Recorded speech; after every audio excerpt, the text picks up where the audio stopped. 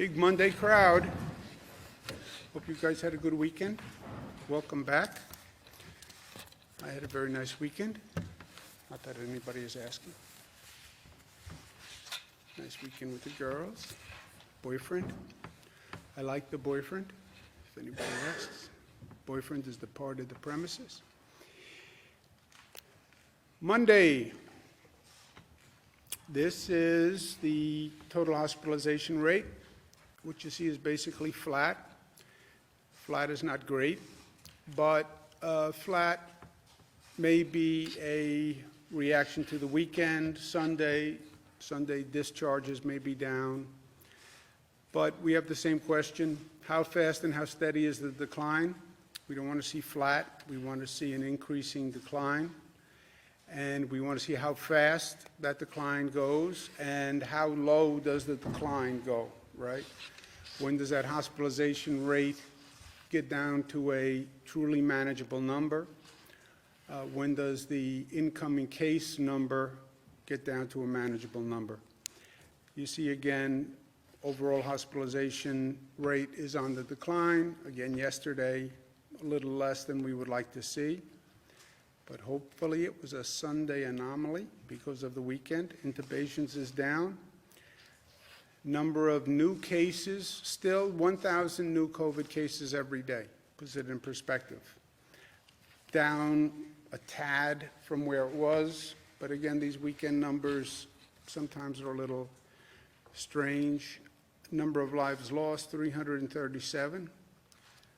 Still tragically high.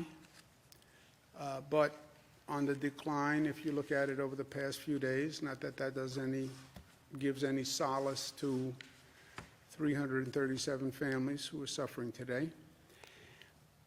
On testing, this has been a big topic, increasing testing. It's been a scramble for all the states. We're doing well on it.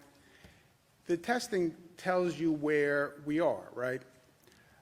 And whether the infection rate is going up or going down. We've now tested 7,500 people statewide, so that's a very significant number, and it gives us a snapshot of where we are. It's just a snapshot, but snapshot, snapshot, snapshot. You look at the different pictures, and you have a movie at one point, and you can track what is happening. So it's 7,500 people. The percent statewide that's positive is 14.9. When we tested 5 days ago, it was 13.9. 13.9 to 14.9, 1 point. Statistically, it's in the margin of error. I'd like to see the margin go the other way, but male, female, they both went up a point. Men are still more likely to have the virus than women by a couple of points. Whatever that bespeaks, I care not to speculate. These are the regional numbers in broad strokes. Long Island 14, New York City is up a couple of points. Westchester Rockland is up a couple of points. The rest of the state is basically flat. This is the infection rate by region. People hear New York, they think New York City. Yes, we have New York City. We also have upstate New York, North Country, which is predominantly rural or suburban. And you see different situations across this state. This is not a homogeneous state. So the Mohawk Valley, 2.6%. North Country, it's 1.2%. Capital District 2.1, Hudson Valley 10%, but that has Westchester and Rockland in it. Central New York 1.3, Southern Tier, Finger Lakes, Western New York 7.1. Western New York is the high point upstate.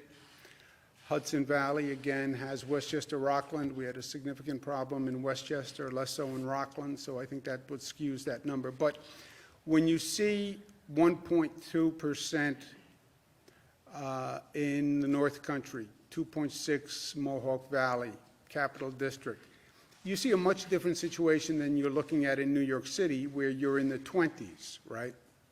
So different situations, different strategy going forward.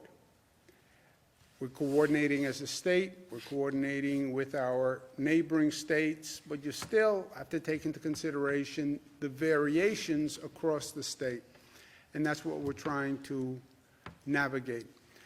By race, you see the percent for Asians is ticked up, African Americans actually down. Latinos went up 10%.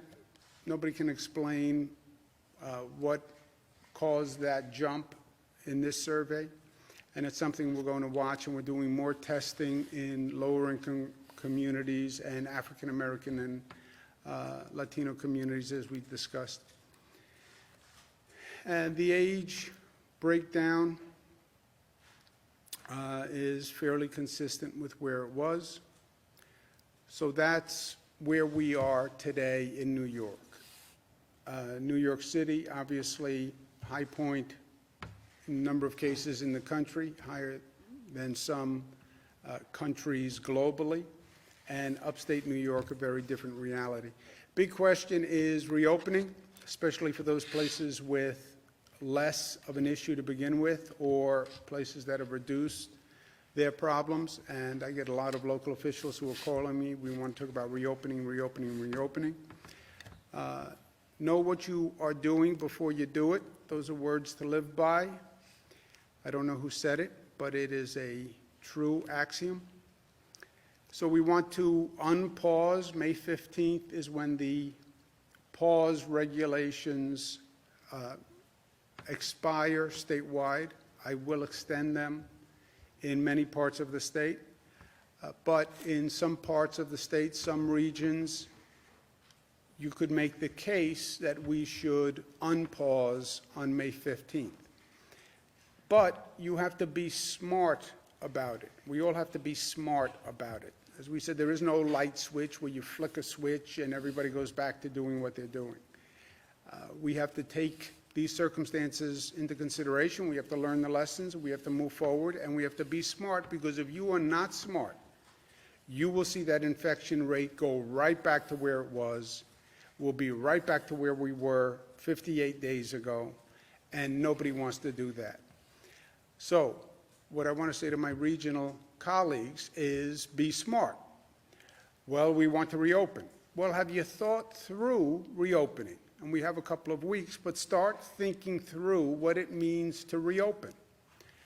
First question is, do we meet the CDC guidelines that say you reopen when you've seen a decline in numbers for 14 days? Second, we talked about, on the reopening, bringing back construction and manufacturing as the first two industries. But how do you bring them back? And what precautions are going to be in place? What precautions do you want those businesses to institute when they start? And part of this is on business.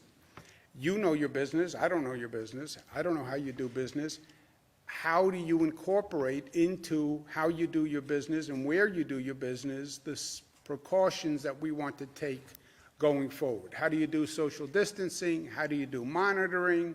Are you going to take the temperature of people who walk in the door, et cetera? And that's for government, but it's also a question for government, for business. Healthcare capacity. You want to reopen a region. What is the healthcare capacity in that region? How many beds will you have available if that number goes up? How many ICU beds will you have available? And are you contemplating what's going to happen when the flu season kicks in September, where we could potentially now be dealing with COVID cases on top of flu cases? You have to test for both and possibly have hospital capacity for both. Do we have testing in place? And is testing ready to go? Because testing is one of the main monitors, right? Do we have a tracing system in place? We all talk about testing, tracing, isolating. That has to be in place. Test people, you then trace the contacts, you find the positive people, and you isolate them. But you need a tracing system. And this is something we've never done before, right? So that system has to be in place. When we isolate people, where do they go? Isolation, once you find the person who's positive, basically you can say to the person, look, you can go home, but then you run the risk of infecting those people in your house, or we could put you in an isolation facility. We have a hotel, et cetera, that we can put you in for 2 weeks. But you have to locate those facilities first. We have to coordinate as a region. There is no one county in a region, it's a region. And these are the Regional Economic Development Council regions that have worked together. But we have to coordinate that region. So everybody in that region has to have the same policy when it comes to schools, when it comes to transportation, when it comes to testing, when it comes to tracing. And that region's plan has to fit in to our overall multi-state plan. No attractive nuisances. Attractive nuisance is a legal concept where you have a potentially dangerous situation that actually attracts people, normally children, to it. We can't open an attraction that might bring many people from outside the region and then overwhelm people in that region. You have a lot of pent-up demand. And we have seen this before, where when we're not coordinated, we have New York people going to Connecticut because Connecticut has parks or waterside access that's open. We don't want to create a situation where people flood an area because they're looking for something to do. And then we need a regional control room, I call it. We have to be monitoring what happens when we start to reopen. And that entire region has to have a control room function where we're watching what's happening. For those friends who are more graphic, we're going to turn the valve on reopening, turn it a little bit, start to reopen, and then you watch the dials.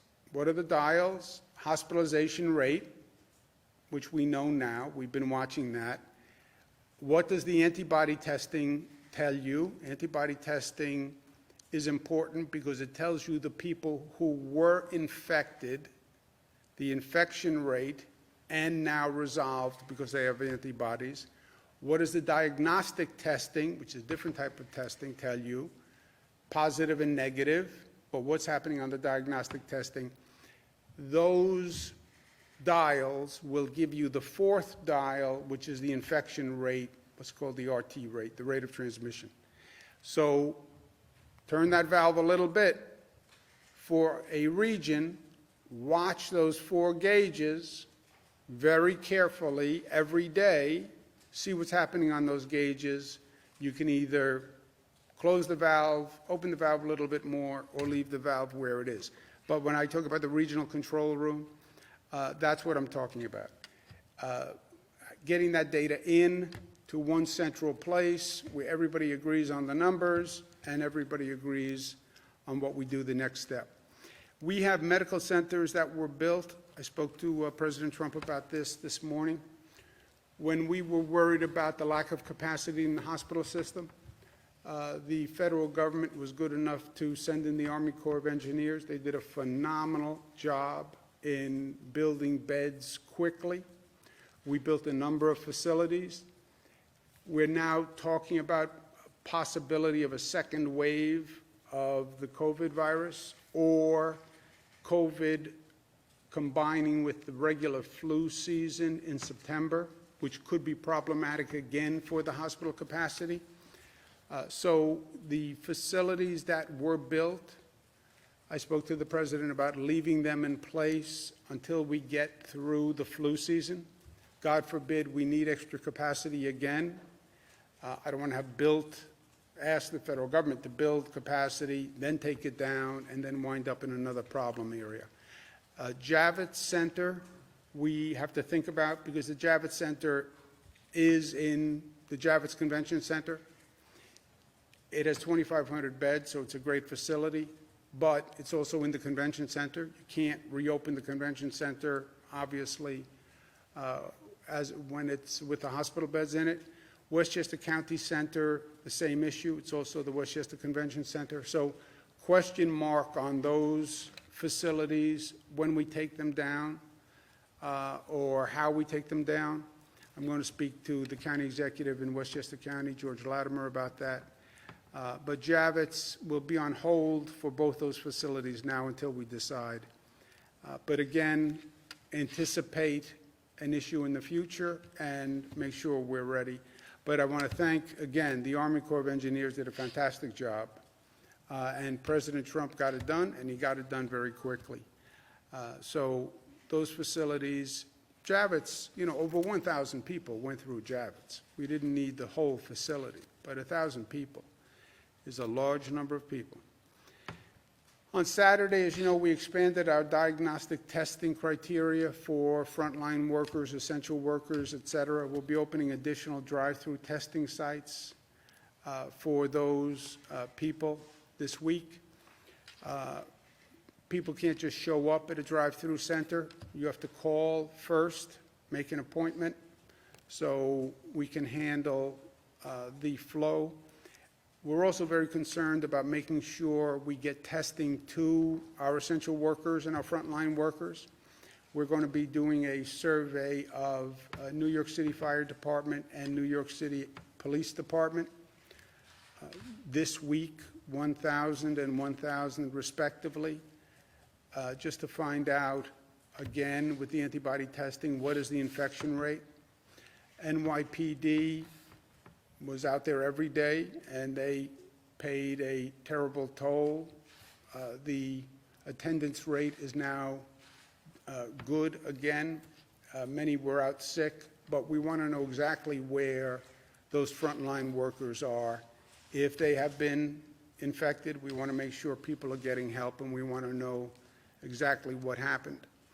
We'll also be doing 3,000 healthcare workers. These are hospital staff, nursing staff, doctors who are in the emergency rooms to find out their situation. And we'll be doing 1,000 transit workers. These are the bus drivers, the train operators who keep the public transit system working, and we want to do testing to find out how they're doing. We're seeing a tremendous demand in food banks, which is predictable in some ways, but the numbers are very, very high, and we need to address it. 200% increase in Westchester, 100% increase in New York City, 40% on Long Island, 40 to 60% across upstate New York. So we're going to commit $25 million for emergency funding for those food banks. I'm also asking philanthropies to help. Many philanthropies said they wanted to help and step up. This is I would say, the number one thing they can do to help. And if they're interested, please let us know, and we'll supplement the state funding with philanthropies funding. We also have an issue across upstate where, because the markets are so roiled, some farm cooperatives are actually dumping milk because the market can't consume it. This is just total waste to me. We have people downstate who need food. We have farmers upstate who can't sell their product. We have to put those two things together. It's just common sense, but we have to make that marriage between product upstate and need downstate. And we're going to launch a special initiative to do that. We're also immediately, to stop this dumping of milk, going to work with industries in our state who can use the milk and get it to people who need it. So I want to thank these companies who will be working with us to buy the excess milk, yogurt, cheese, sour cream, cream cheese, and then we'll give it to the food banks that are downstate. When it comes to reopening, and I talked about what I'm going to speak with the regions about, but I don't want to just do reopening. We have to use this moment to reimagine and be smart and grow. This is one of those moments, if you look back in history, sometimes it takes a crisis to wake people up, and it takes a crisis to change the body politic to actually accept change, because change is hard to make. And if you look at the instances in the past where we've had significant problems. You'll see we were normally smart enough to learn and to grow from them. So reimagine New York means don't replace what was, build the single largest innovation in the federal government. Even Superstorm Sandy that we went through 2012, I was part of that. It was devastating, but New York is better for it. We have a power grid that's now better. We raised all our electric stations. We changed our infrastructure along the waterfront. We built houses back to different codes. So it's that process that we have to go through here. What did we learn? How do we change? How do we improve? We talked about teleeducation. Yeah, we went through it. We had to go through it, but it didn't go as well as it could have gone. We didn't have any notice, but let's learn the lessons. Let's do better. Telemedicine showed great potential. You don't have to go to the doctor's office. You can do a lot by telemedicine. How do we learn that? Public transportation, we're still learning. How do we clean and disinfect a public transportation system on a daily basis? I mean, just think about the scale of that undertaking. How do you do it? And we're still trying to figure it out. And then how do you have a better public health system? Because we were not ready for this. Our health system was not ready for any public health crisis that would demand more capacity or more coordination. So let's learn from that, and let's have a society that has more social equity. You look at the people who paid the highest price for this crisis. They were the people who were in the least good position to pay.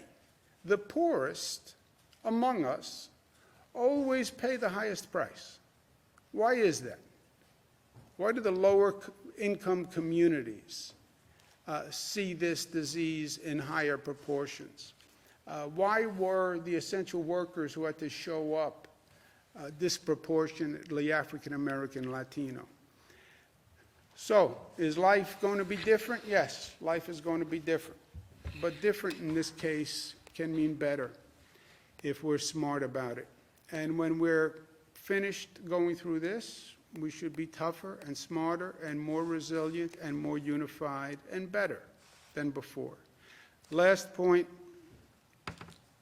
A.J. Parkinson, great quote, "I respect elected officials who aren't typical politicians." Elected official does not have to be a politician. Politician has bad connotations to politicians, the word politician. You can be an elected official who's not a typical politician, not a go-along, get-along kind of guy, not a make-no-waves kind of guy. Kentucky Governor Andy Beshear stood up, said to his senior senator in the state, Mitch McConnell, that Mitch McConnell was wrong on saying he wouldn't provide funding to state and local governments, and wrong in saying states should go bankrupt. It is hard for a governor, especially Andy, who is a relatively new governor, to stand up to a senior official and speak truth to power. That is hard. Takes guts, takes courage. And you don't get that from a typical politician. So it warms my heart to see an elected official who is not a typical politician. Thank you, Governor. Questions, comments? Governor, are you confident that the President will use the Defense Production Act to make more chemical reagents and swabs? I don't know exactly what the President has said about using the Defense Production Act. I know he's used it in some situations. I don't know if he said that he'll use it for swabs or reagents. What do you make of the models that appear to have overestimated hospitalizations but appear to have sadly been more accurate when it comes to lives lost, particularly when it comes to New York? Look, we've said all along, every projection model showed many more people being infected. CDC model, Coronavirus White House Task Force model, Cornell-Weill model, Columbia model, McKinsey model, they all showed a higher projection rate. They were not wrong. We changed reality. We changed reality.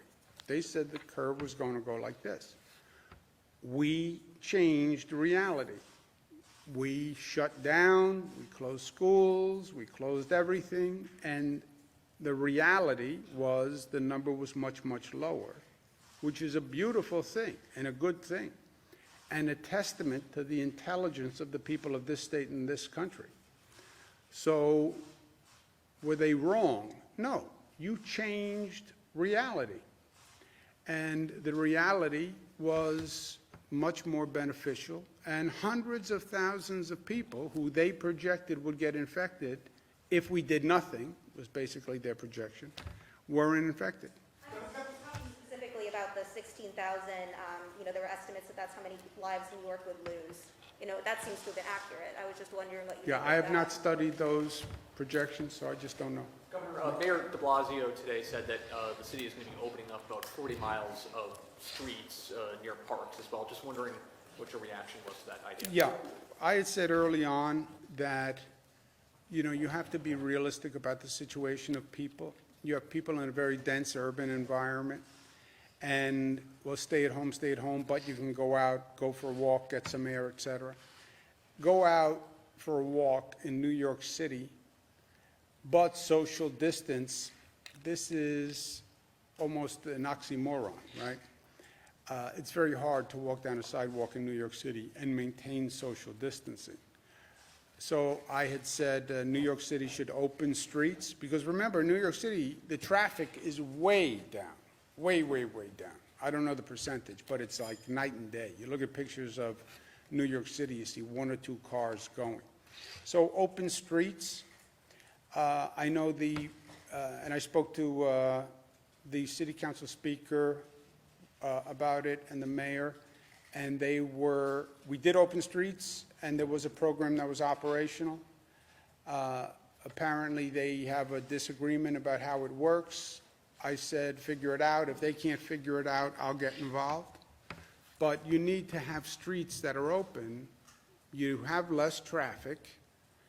You need streets open so people can walk and socially distance. You can't do that on the sidewalk. And there has to be a way to close streets because you have no cars. If you have no cars, you don't need as many streets. There's a direct proportionality. Governor, you said you spoke to Donald Trump this morning, the president, correct? Yes, sir. About what time was that? Ballpark. Oh, I don't know. I don't know. I ask because at about an hour ago, he posited about poorly run states, in all cases Democrat run and managed, looking for bailout help. Did you discuss, first of all, federal monies coming down to the state of New York? And second of all, how do you feel about him referring to that as a bailout? No, I didn't discuss that with the president. Look, first, I believe, and I said at the time, I was consistent, the last bill that they passed that only did small business help, and everybody supported small business help, should have included state and local. Now, when you say state and local, there's no personality to state and local. I get that. Don't say state and local. Say what the state and local governments fund: police, fire, teachers, hospital workers. Fund small business, but also fund police, fire, school teachers, and hospital workers. How can you exclude them when you're talking about priorities? Yes, small business is a priority. So are police, fire, school teachers, and hospital workers. I don't know why they passed the bill without including that at the time. And I said that. I said it to my congressional delegation. Everybody said, oh, don't worry, that'll be in the next bill. Yeah, but that was the third time they said that'll be in the next bill. And pardon me for being suspicious about Washington politicians, but don't worry. When I hear them say don't worry, I worry deep inside. So they passed the small business bill. As soon as they pass it, by the way, before they even pass it, they turn around and say, oh, and I don't want to do state and local. And forget the police, and forget the fire, and forget the school teachers, and forget the healthcare workers. which is a totally different tune than they said just 2 days before when they're actually trying to pass the bill. Because if they had said that before, they would have never passed the bill. So, we are where we are now. Bailout. This is not the time to be talking about dollars and cents among members of a community that are trying to be mutually supportive and help each other, because helping each other is the way we actually all advance, right? So this is not the time to be saying, well, you put in $1 more than I did, or I put in $5 more than you did, right? It's anachronistic to the concept of community and sharing and mutuality and sharing benefits and burdens, right? I'm wearing a mask to protect you. You're wearing a mask to protect me. That kind of sharing and mutuality is repugnant to this bailout, you got this much, I got this much.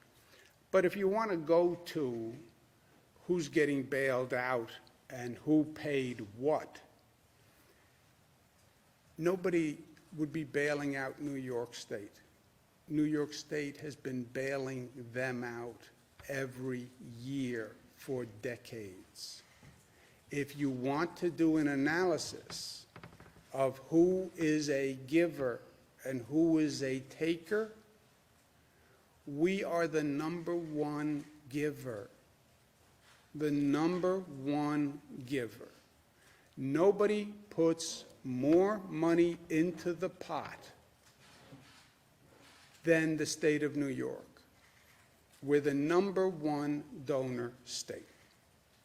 And if you want to look at who happen to be the donor states, who are the giver states, they are the same states that they're talking about now. Who are the taker states? Kentucky, southeast part of the country. And by the way, I understand we're one nation. You put into the pot what you need, I put in what I need, you take what you need, you take what you need. And that's the way it's always been. But if you actually want to call for an accounting, which I think is repugnant to this time, and I don't think it's constructive, and I don't think it's healthy, but if you want to call for an accounting, you're making a mistake, because you lose if we do an accounting. You lose. And you happen to be 180 degrees wrong in what you're suggesting. So that phrase bailout is not helpful, you would say?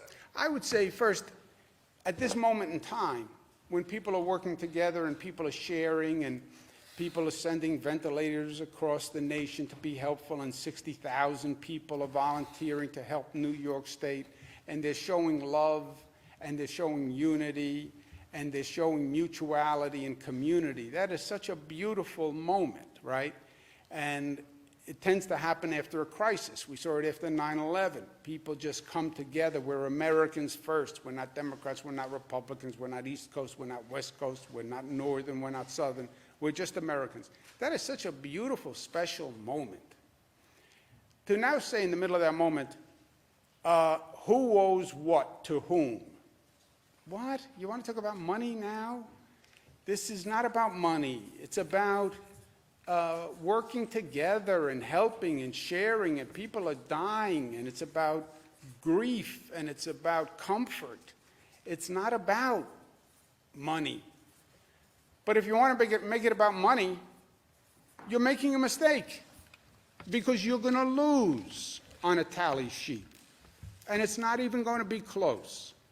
But you want to tally up who owes what to whom? Go ahead. It's not even close. Is this a turnaround from what he said last week? Let's go next. Governor, where do casinos fit on phased reopening? Would you consider those an attractive nuisance? Casinos, you'd have to look at the industry and how they're going to conduct their business. You'd have to do social distancing, you'd have to have monitoring. It's going to be difficult in the context of a casino, but depending on the casino, not impossible, but you'd have to look at it on an individual basis. Governor, we're hearing about a security breach at the Department of Labor regarding unemployment benefits. Some people are messaging me saying that they've received mail with other people's information, including social security numbers, and I'm seeing this in other parts of the state as well. Do you know of the breach? I've not heard about that at all. Has anyone heard about that? So there were, I think it was 36 people who, and it was a human error, it wasn't malicious, where 2 pieces of paper were stuck together and sent.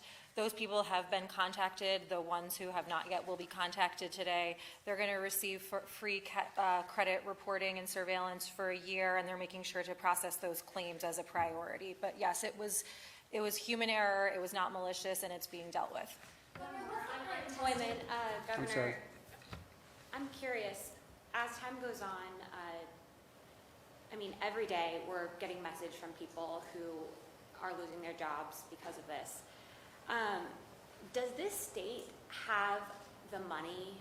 Do we have enough money to keep paying out unemployment as more and more and more people become unemployed during the pandemic? No.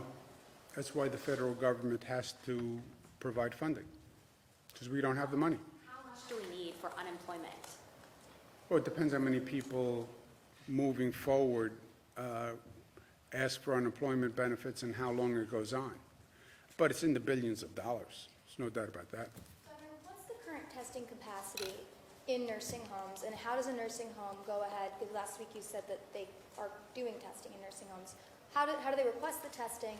And then also, you were talking about isolating certain facilities regarding the reopening process. Will that be available for nursing home operators to send patients that are COVID positive? A few other states like Connecticut and Massachusetts have started doing COVID-only patients to take the burden off of nursing homes. So Yeah, one on the testing and then 2 yeah. on the isolating. We do that already, right? If a nursing home has a patient that they can't handle, COVID or whatever the reason, they must refer that patient out of that facility. They must.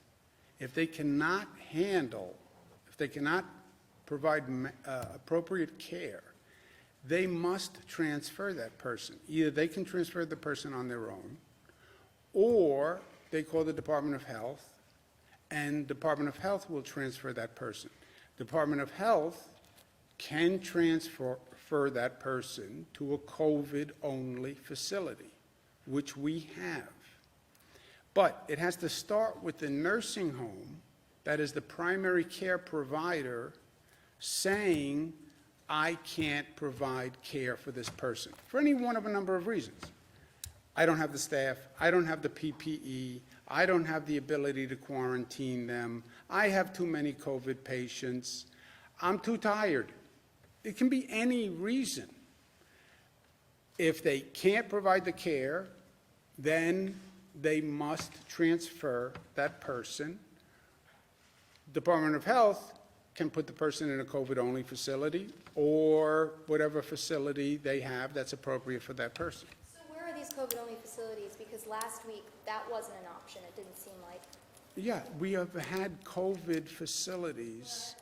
We have COVID-only hospitals. Downstate is a COVID-only hospital. We have COVID-only facilities downstate that, no, it doesn't have to be a nursing home. You can take a person from a hospital, a nursing home, the point of reference, referral doesn't matter.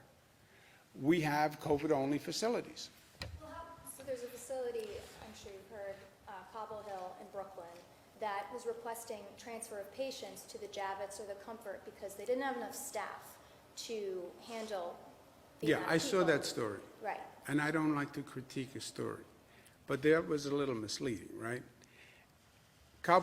Nursing home wants to transfer to the Comfort. Yeah, except the Comfort is a federal facility. It doesn't take transfers from nursing homes. It only takes transfers from hospitals. That's why the Comfort wouldn't take a transfer from a nursing home, because the specific protocol on that specific ship said that people have to come from a hospital, because when they come from a hospital, the hospital does the full workup. So when they are referred, they're referred with a full workup. But, yeah, you can't refer from the nursing home to the Comfort. You can't refer from a nursing home to the Marriott Hotel. You can't refer to the Hilton. Yeah, I know. But that nursing home can call any other facility or can call the Department of Health, and the Department of Health will take that person and find a facility. So, yeah, they can't refer to the Comfort. I know. They can't refer to the New York Post either. I mean, what does that mean? Right, or if a patient is sick, why does it matter if it's a federal facility or a state facility? Because it's a ship that the federal government was operating, and the protocol on that ship was they come from a hospital, so the ship knew what they were dealing with. Go ahead, Jesse. Nursing homes treat patients all the time that are there. Yeah, I know, medicated. but the protocol on that ship was it had to come from a hospital. But who cares about just that ship? If the point is that nursing home should have referred that patient and should have told the Department of Health, I can't handle these patients. They were, and that's why they made, because they needed more medical staff. And so the No, problem then was, just, no, there's- just, I can't, just whatever reason they want.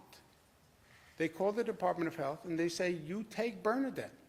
I can't handle her. And the Department of Health takes her. Now, when the Department of Health takes Bernadette, they no longer get paid for Bernadette. Oh, money. Go ahead.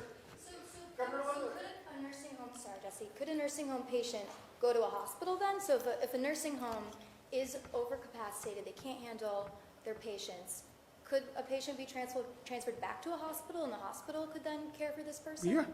That can happen? Yes. Have you guys gotten requests for that? No, Not yet. Not yet?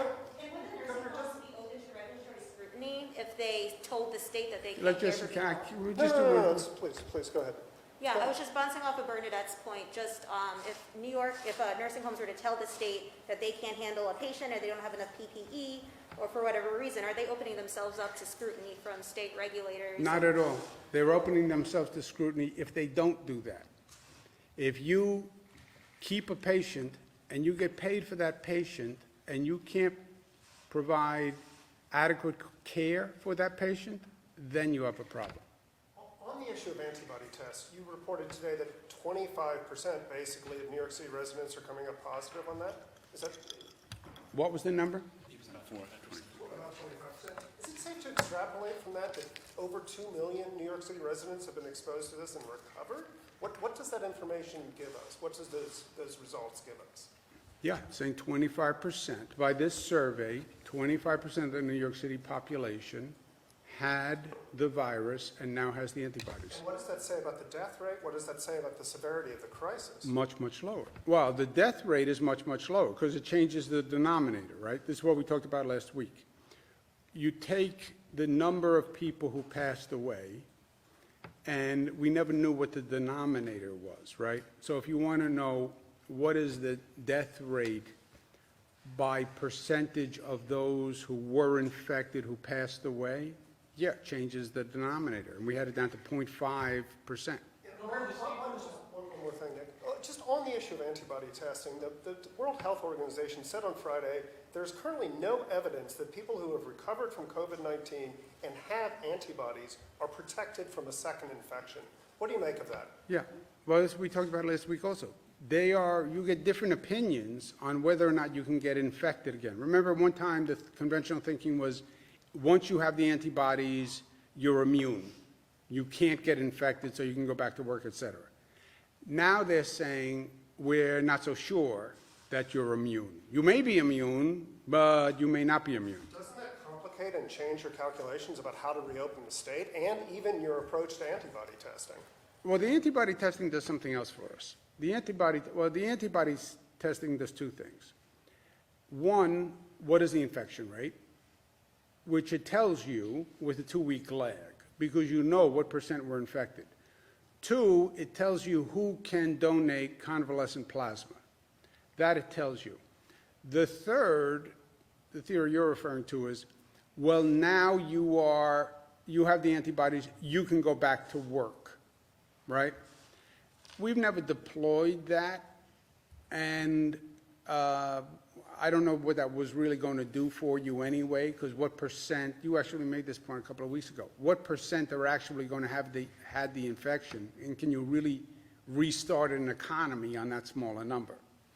And now it's saying, if you believe the World Health Organization, you can't even say for sure those people won't get The reinfected. point is not necessarily that people with antibodies would be able to necessarily return back to work. No, That theory is not operational anymore. no. I mean, there's a theory, it'll go person by person, but you'd have to make your own calculated risk. You had it, you have the antibodies, my brother Chris, he had the antibodies, maybe you're immune. Yeah, maybe you're not immune. Governor, the State Board of Elections today just now has voted to cancel the presidential primary, removing Bernie Sanders from the ballot. Was this the correct move? I'm not going to second guess the Board of Elections. There are a number of, I know there are a lot of election employees of boards of elections who are nervous about conducting elections, but I'll leave it up to the Board of Elections. How has the science evolved on wearing a facial covering in recent days? We went in a fairly short period from facial coverings, inconclusive, to a mandate and it being one of the better things you can do. So if the science does support it and has evolved, is the state indirectly responsible for the spread by not issuing that mandate maybe 30 days earlier when we started the response? Look, when we do the retrospective, all of these things, you could argue, why didn't we do them a long time before? Why were we shaking hands? Spread all sorts of viruses and diseases shaking hands. Why didn't you wear a mask starting last year? Used to see pictures of all the people in China wearing masks, right? Why didn't we do it?